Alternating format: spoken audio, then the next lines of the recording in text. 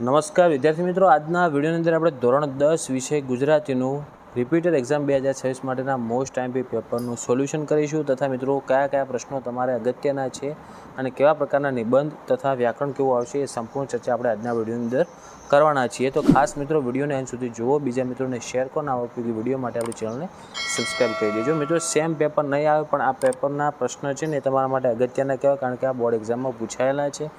અને તમને બીજું પણ ખબર પડશે કે તમારે કેવા પ્રકારનું વ્યાકરણ કે નિબંધ આવશે. તો મિત્રો પહેલાં આપણે જોડકા આપેલ છે, જેમાં પહેલું જો કૃતિ અને કર્તા આપેલ છે, તો એના આધારે તમારે અંદાજ લગાવવાનો મિત્રો કે જેટલા પણ પાઠ કે કવિતાઓ છે એમના સાહિત્ય પ્રકાર અથવા એમના લેખક અને એ ક્યાંથી લેવામાં આવ્યું, આ ત્રણ વસ્તુ તમે તૈયાર કરશો તો તમારે વિભાગ એના 4 ગુણના જોડકા અને વિભાગ બીના 4 ગુણના જોડકા, એટલે ટોટલ 8 ગુણના જોડકા તમારે તૈયાર થઈ જશે. પહેલું છત્રી છે, તો એના કરતાં કોણ હતા, તો એમાં પહેલાંમાં જવાબ આવશે મિત્રો રતિલાલ બોરીસાગર. બીજું છે વાયરલ ઇન્ફેક્શન, તો એમાં ક આવશે જવાબ ગુણવંત શાહ. ત્રીજું છે ભૂલી ગયા પછી, તો એમાં જવાબ આવશે બ રઘુવીર ચૌધરી. અને ચોથું છે રેસનો કોડો, તો એમાં અ આવશે વર્ષા અડાલજા. ઓકે, આગળ પછી આપણે ખાલી જગ્યા પૂરવાની છે 4 ગુણમાં, જેમાં ડુંગર અને તેની પત્ની ખાલી જગ્યા સ્ટેશને ગાડી પકડવા માંગતા હતા, તો એમાં જવાબ આવે પોચમાં ખાલી જગ્યામાં વર્તેજ. ઓકે, છઠ્ઠું છે મનીષા દેસાઈએ સુરતી કુટુંબને ખાલી જગ્યાના હુમલામાંથી બચાવેલું, તો એમાં જવાબ થશે રીંછના. પછી 7મું છે વિનુકાકા વાત વાતમાં હંમેશા કહેતા ખાલી જગ્યા ઊંચું રાખવું જોઈએ, તો શું ઊંચું રાખવું જોઈએ, તો નિશાન ઊંચું રાખવું જોઈએ, તો એમાં નિશાન આવશે. પછી 8મું ગરીબોનું શોષણ કરનાર ચોપડાનો રંગ ખાલી જગ્યા હતો, તો એમાં રાતો હતો. પછી એક વાક્યમાં જવાબ આપવાનું છે, જેમાં પહેલું છે મનુષ્ય આત્મા શાના જેવો છે, તો મનુષ્ય આત્મા અજ્ઞાત અને અદ્ભુત દીવડા જેવો છે. 10મું છે કાળું અને રાજુ ભૂંડામાં ભૂંડી બાબતો કોને કહેતા, તો કાળું ભીખને ભૂંડામાં ભૂંડી કહેતો અને રાજુ ભૂખને ભૂંડામાં ભૂંડી બાબત કહેતા. ઓકે, તો હવે જુઓ, આ આપણે એક ગુણના થઈ ગયા. આગળ તમારે 3-4 ગુણના પ્રશ્ન આવશે, જે આ પ્રશ્ન તમારા માટે આઈએમપી છે, કોઈ પણ 2 લખવાના, સ્ક્રીનશોટ લઈ રહો. એવી જ રીતના આગળ મુદ્દાસર 8-10 વાક્યમાં, મતલબ એક પ્રશ્ન 3 ગુણનો, એનો પણ સ્ક્રીનશોટ લઈ લો. અને આ પ્રશ્નોમાંથી આ પાઠ જે આપેલા છે ને એ પાઠના જ પ્રશ્ન આવશે, બદલાઈ શકે પણ પાઠના એ જ પાઠના પ્રશ્ન આવશે. જેમ કે ભૂખથી ભૂંડી પીક, એના આધારે આપણે કાળુની મનોવ્યથા કરો, 16મા પ્રશ્નમાં આવું આપેલું છે.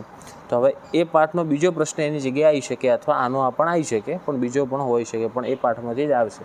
તો આ જે પાઠ બતાવું છું, જે તમને પ્રશ્ન બતાવું ને એ પાઠના બીજા પણ એક્સ્ટ્રા પ્રશ્નો કરી નાખવાના. વિભાગ બી પદ્ય વિભાગ, એમાં ફરી જોડકા મેં કીધું એમ તમને, આમાં કૃતિ અને સામે સાહિત્ય પ્રકાર પૂછેલ છે. તો તમારે શું યાદ રાખવાનું કે પાઠ અને એના સામે એના લેખકના નામ, પછી એના પ્રકાર, પછી એમાં ક્યાં શામાંથી લેવામાં આવેલ છે, એ 3 વસ્તુ તૈયાર રાખશો ને બધા જ પાઠનો, તો તમારા 8 ગુણ રોકડા. 17મું છે સિલવંત સાધુને, તો એમાં ડ આવશે, આ ભજન કહેવાય. પછી 18મું છે દીકરી, તો આ એક ગઝલ હતી એટલે ક આવશે. પછી 19મું છે શિકારીને, તો આ બ આવશે જવાબ ઉર્મી કાવ્ય. અને 20મું છે ચાંદલિયો, તો એ એક લોકગીત છે એટલે ઓપ્શન એ આવે. પછી ખાલી જગ્યા, જેમાં પહેલું છે કોના દર્શન કરવાથી 71 પેઢી તરી જાય, તો એમાં પહેલાં જવાબ આવશે વૈષ્ણવજનના દર્શન કરવાથી. પછી 22મું છે ખાલી જગ્યા સ્નેહનું ઝરણું છે, તેમાં જવાબ આવશે દીકરી. પછી 23મું છે હું એવો ગુજરાતી કાવ્યમાં કવિ નરસિંહ મહેતાને ખાલી જગ્યા માટે યાદ કરે છે, તેમાં જવાબ આવશે પ્રભાતિયા. ઓકે, પછી 24મું એક બપોરે કાવ્યના કવિ ખાલી જગ્યાના વૃક્ષ નીચે બેઠા, તો એમાં મહુડીના વૃક્ષ નીચે બેઠા હતા. ફરી એક વાક્યના પ્રશ્ન, જેમાં પહેલું છે માર્ગની ધૂળને કવિ શું પૂછે છે, તો માર્ગની ધૂળને કવિ પૂછે છે કે તમે મારા માધવને ક્યાંય દીઠો છે, એટલે કે ક્યાં જોયો છે એમ. પછી 26મું છે કવિની છાતી શા માટે ગજગજ ફૂલે છે, તો પોતે ગુજરાતી હોવાને અને ગુજરાતની ભવ્ય વિરાસત તેમજ સંતો સુરવીરોની ભૂમિનો અંશ હોવાનો ગર્વ થવાથી કવિની છાતી ગજગજ ફૂલે છે. અને ફરી જેમ આપણે વિભાગ અમાં કર્યું હતું, જે એવી જ રીતના હવે આ બમાં પણ જે કવિતાઓ છે એના 2 ગુણના પ્રશ્નો અને 3 ગુણના પ્રશ્નો સ્ક્રીનશોટ લઈ લો. તમારે આ પાઠના જ પ્રશ્ન કે આ કવિતાના જ પ્રશ્ન તમારે કરવાના. પ્રશ્ન કદાચ બદલાઈ શકે પણ આવશે આ કવિતાના જ. ઓકે, પછી આગળ વિભાગ સી વ્યાકરણ વિભાગ, ખૂબ જ મહત્ત્વનો વિભાગ. કેવા પ્રકારનું વ્યાકરણ આવશે, તો પહેલાં જુઓ શબ્દોની સાચી જોડણી શોધીને લખો. તો એમાં પહેલું જિજ્ઞાસા છે, તો એનું થશે જિજ્ઞાસા જે છેલ્લા નંબરનું કૌંસમાં ઓપ્શન આપેલ છે ને એ. પછી નિષ્ફળ છે તો એનું આવશે નિષ્ફળ, બીજા નંબરનું જે વચ્ચે નામ કૌંસમાં લખેલ છે. 34મો પ્રશ્ન છે, એમાં રત્ન વત્તા આકર આ શબ્દની સાચી સંધિ જોડવાની છે. તો રત્નાકર થાય. રત્નાકર ક્યાં છે? વચ્ચોવચ્ચ છે. ઓકે. પછી 35મું છે, સૂર્ય મંદિર શબ્દનો સમાસ ઓળખાવો. તો સૂર્ય મંદિર શબ્દનો સમાસ થશે મિત્રો તત્પુરુષ. 36મું છે, એમાં બંને શબ્દના જોડને ભેદે થતો અર્થભેદ જણાવવાનો, જેમ કે ઉદર. હવે જો ઉદર એટલે મિત્રો થાય પેટ. ઓકે. અને બીજું ઉંદર, તો ઉંદર એટલે શું છે? એક પ્રાણી છે, એટલે એક પ્રાણી આવે. 37મું, લળીને હેત કરતા વાંસના ઝુંડના ઝુંડ વાક્યમાંના અલંકારનો પ્રકાર ઓળખવાનો છે. તો આ આવશે સજીવારોપણ અલંકાર. 38મું છે, એમાં અભિમાન શબ્દમાં કયો પ્રત્યય રહેલો છે? તો અભિમાનમાં આવશે પૂર્વ પ્રત્યય, કારણ કે માન શબ્દની આગળ અભિ એ પૂર્વ પ્રત્યય કહેવાય. 39મું, એમાં સમાનાર્થી શબ્દ શોધીને લખવાના બે અને કૌંસમાં ઓપ્શન આવેલ છે, જેમાં કે મુક્ત તો એનું થશે આઝાદ, પછી જીહવા તો એનું થશે જીભ. 40માં લાચારી સંજ્ઞાનો આપેલ વિકલ્પમાંથી સાચો પ્રકાર. તો લાચારી એ એક ભાવવાચક સંજ્ઞા છે. 41મા પ્રશ્નમાં રૂઢિપ્રયોગનો અર્થ જણાવવાનો છે કે ફાંફા મારવા. તો એનો જવાબ થાય વ્યર્થ પ્રયત્નો કરવા, અથવા તમે નકામી ફાંફાબાજી કરવી પણ લખી શકો.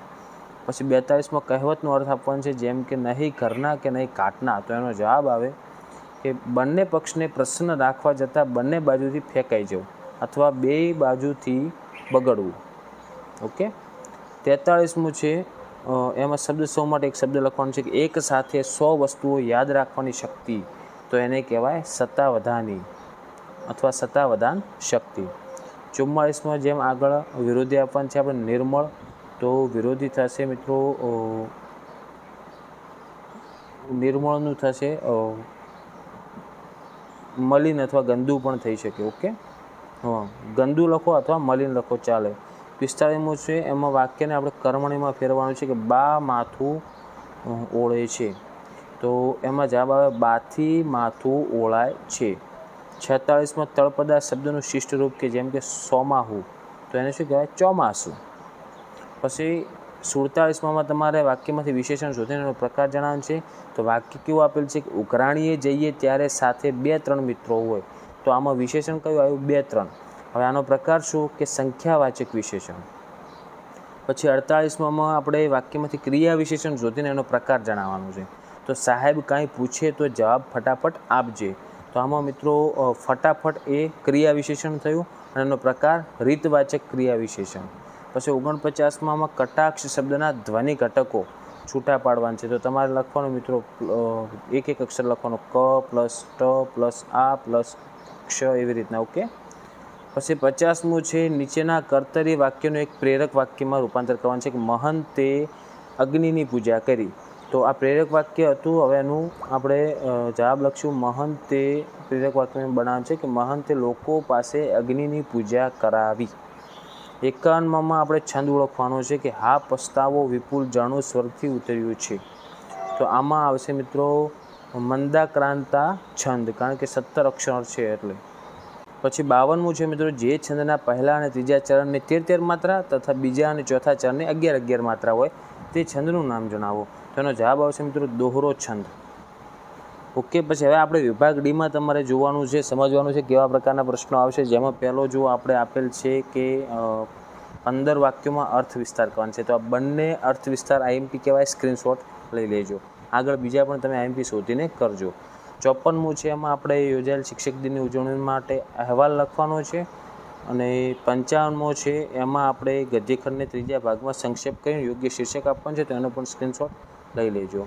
પછી 56મું છે, એમાં ગમે તે એક વિષયના મુદ્દાના આધારે આપણે 250 શબ્દમાં નિબંધ લખવાનો, જેમાં 3 નિબંધ આપેલા છે. મોસ્ટ આઈએમપી છે 3 કે આધુનિક યુગનું મહાદૂષણ એટલે કે પ્રદૂષણ, મોબાઈલના લાભાલાભ અને માતૃપ્રેમ. તો આ 3 નિબંધ એકવાર તૈયાર કરીને જજો. અને આગળ બીજા પણ તમે નિબંધો જે આઈએમપી હોય એ પણ તમારી રીતે શોધીને તમે તૈયાર કરી નાખજો. ઓકે મિત્રો, તો આશા રાખું છું મિત્રો કે વિડીયો તમને ઉપયોગી બન્યો હશે. તો વિડીયોને લાઇક કરો, બીજા મિત્રોને શેર કરો. આવા ઉપયોગી વિડીયો માટે આપણી ચેનલને સબસ્ક્રાઈબ કરજો.